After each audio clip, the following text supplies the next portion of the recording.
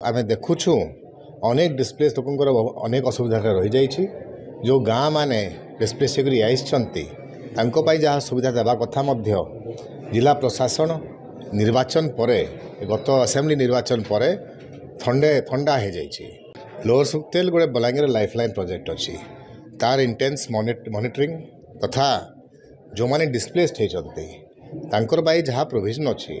ताकू ठीक हिसाब से परिचालना होइछि कि नहीं होइछि ता विषय आमे पीरियडिकली मीटिंग रखीचु। आउ आमे देखुछु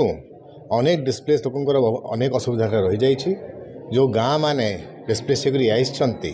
तांको पाई जहाँ सुविधा देवा कथा मध्य जिला प्रशासन निर्वाचन परे गत असेंबली निर्वाचन परे थंडा हो जाइछि। तेणु